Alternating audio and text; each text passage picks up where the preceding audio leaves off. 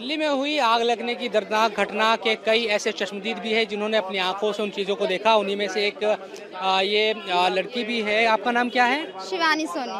शिवानी, ये बताएं कि कब आप लोगों को इसकी जानकारी मिली थी? सुबह के वक्त क्या चीज़ें आपने देखी, क्या कोशिश की? यहाँ की जो जनता है, जो लोग थे आसपास के, उन्होंने इन लोगों को बचाने की? 8 बजे से ना थोड़ी बहुत आग लगना स्टार्ट हो गई थी। मैं 8:30 में ना बहुत ज़्यादा आग लग गई थी। तो सब चिल्ला रहे थे कि आग लगी, आग लग गई। हम लोग सब नीचे उतरे। मेरे सामने घर है, तो हम उतरे। हमारे के जो ये एरिया के जो लोग हैं, हमारे भैया वैया जो भी है, उन्होंने बहुत हेल्प किए। और गद्दे, हमारे सामने गद्दा बिकता है, वो गद्दे ला रख के उनको वो कर रहे थे कि ऊपर से वो गिरे तो वो बच जाए।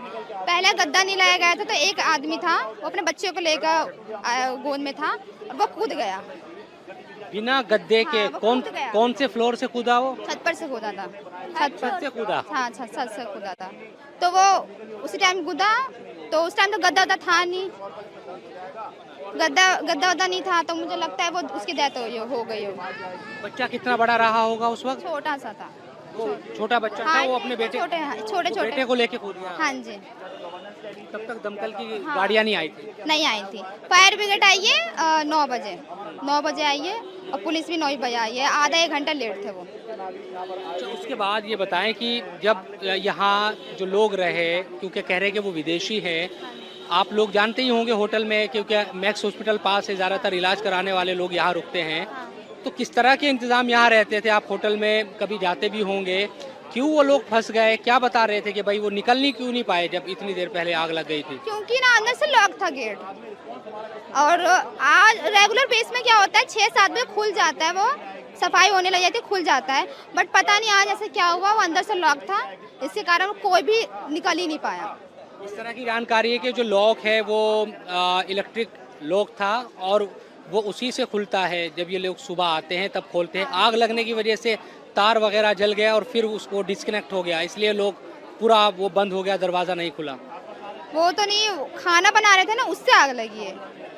हाँ जी, खाना बना रहे थे, वो उनको जाना होता है हॉस्पिटल वगैरह, तो अब निकलने की वो उनको वो था, तो वो लोग खाना बना रहे थे, खाना की वजह से ही आग लगी है।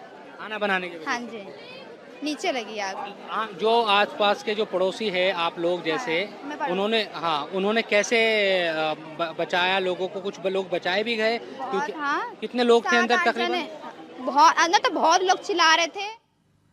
और इसी खबर पर ज्यादा जानकारी के साथ मेरे 2 सहयोगी इस वक्त हमारे साथ जुड़ रहे हैं। शुएब हमारे साथ हैं और अनामिका भी हमारे साथ जुड़ गई हैं। शुएब, आपने वहां पर पहुंचकर स्थितियों को देखा, अभी ताजा अपडेट क्या है आपके पास? बिल्कुल, देखिए अभी भी जो फायर से जुड़े हुए अधिकारी है या पुलिस प्रशासन से जुड़े हुए अधिकारी है वो आपको नजर आएंगे, वहां पर लगातार जुटे हुए हैं। होटल की बात जिस तरह से आप बता भी रही थी कि तमाम तरह के जो मानक है उसका उल्लंघन किया जा रहा था, उसको चलाया जा रहा था, और ना कोई सेफ्टी का उस तरह से इंतजाम था कि आग लगेगी तो क्या होगा। तमाम तरह की जो बातें हैं अब सामने आ रही है, लेकिन सवाल ये है रोमिता कि जब ये हादसे हो जाते हैं, लोगों की जिंदगी चली जाती है, तब क्या प्रशासन को पता चलता है कि ये मानक इसके सही नहीं है, इन नियमों का उल्लंघन उनके द्वारा किया जा रहा है, होटल मालिकों के द्वारा पहले से ही तमाम चीज़ों का पता होता है, और अगर वक्त रहते कदम उठाया जाए तो यकीनन इस तरह के जो बड़े हादसे हैं उनको रोका जा सकता है। क्या प्रशासन को ये नहीं पता कि इस होटल में सिर्फ एक ही गेट है, और वो जिस तरह से स्थानीय लोग बता रहे हैं कि वो इलेक्ट्रॉनिक तरीके से उसको वो खुलता या बंद होता था? क्या इस तरह के जो भी एक इन्फेक्शन होने चाहिए होटलों के वक्त पर, क्या वो तमाम चीज़ें हो रही थी? क्या बहुत सारे सवाल हैं, लेकिन अब लोगों की ज़िंदगी चली गई है। आप कोई भी कार्रवाई कीजिए, वो लोग वापस नहीं आ सकते। कदम एहतियाती तौर पर पहले उठाए जाने चाहिए। हमेशा ये कहा जाता है हम हादसे जब हो जाते हैं, लोगों की ज़िंदगी चली जाती है, तब जागते हैं। उसके बाद तमाम तरह के मानकों की इंक्वायरी की जाती है कि दरअसल इनको तो 6 कमरों की अनुमति थी, लेकिन उन्होंने 30 से ज़्यादा कमरे बनाए हुए थे। ये तमाम चीज़ें पहले जांची जाए। और भी होटल है, ऐसा नहीं है कि एकमात्र ये होटल था और यहाँ पर लोगों की जो जिंदगी है वो चली गई। और भी आप देखेंगे तो बहुत सारी जगहों पर आपको इस तरह की चीजें मिल जाएगी। आपको कार्रवाई होती दिखेगी भी 2-4 दिन, क्योंकि अभी ताजा हादसा हुआ है तो प्रशासन दिखाएगा कि उन्होंने देखो कितने सख्त एक्शन लिया है। तमाम होटलों को नोटिस भेजा गया है, वहां जांच की जा रही है मौके पर जाकर। लेकिन फिर वक्त ऐसा आएगा कि लोग भूल जाएंगे, प्रशासन भी कार्रवाई रोक देगा, फिर दोबारा से इस तरह के हादसे का इंतजार किया जाएगा। तो अभी जो सिचुएशन है, जांच की जा रही है तमाम तरह की। आपको जो सामने दिखाई दे रहा है, ये मैंने अपनी रिपोर्ट में भी दिखाया है, ये वो गड्ढे हैं। जरा सोचिए, ये गड्ढे हैं जिन पर लोग कूदे हैं ऊपर से 4th फ्लोर से या 3rd फ्लोर से। जब खिड़कियों से लोग कूदे, बमुश्किल से खिड़कियों को तोड़ते हुए, उनकी क्या स्थिति रही होगी। एक तरफ धुआं, आग की लपटें और भीषण गर्मी का दौर है दिल्ली में इस वक्त।